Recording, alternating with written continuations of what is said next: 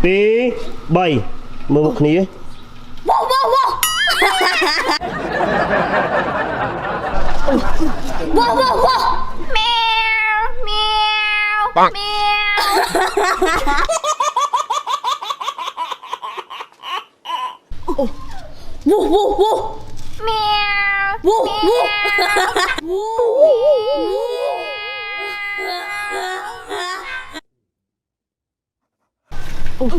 វវវមៀ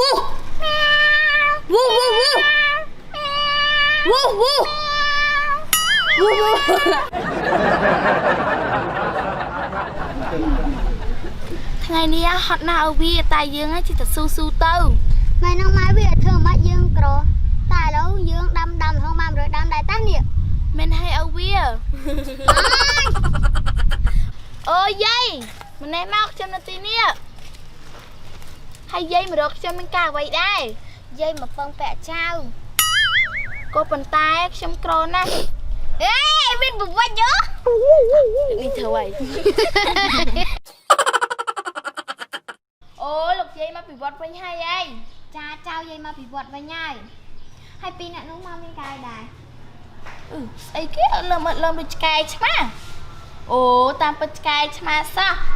ចឹងយាយទៅសម្រាប់ឯណាយាយតោះយាយហ្នឹងបាក់អានេះគាត់ទៀតណា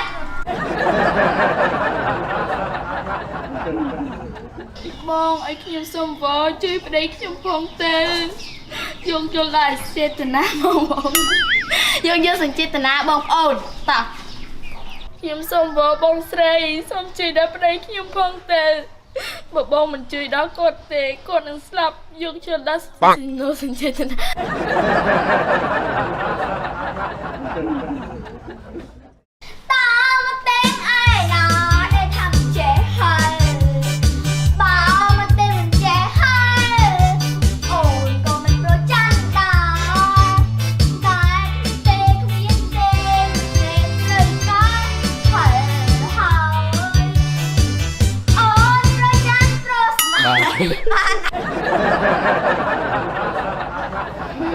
ជំងឺម៉ែដឹងតែរួមបានយូរហើយ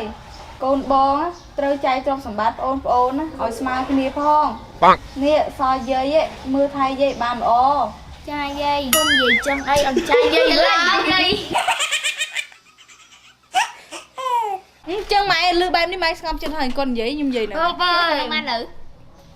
បាទបានតោះអាវចាន់ឌីស្អាតណាស់1គាត់វក់នឹងសម្រស់ខ្លួនគាត់ឲ្យបងប្អូនចាំបាច់អាសាទៅគាត់សាខ្លួនឯងឥឡូវចិត្តសាមួយទៅកុំឲ្យថាអូអាវឆាន់ឌីនឹងពាក់ស្អាតម៉េះណែគេអត់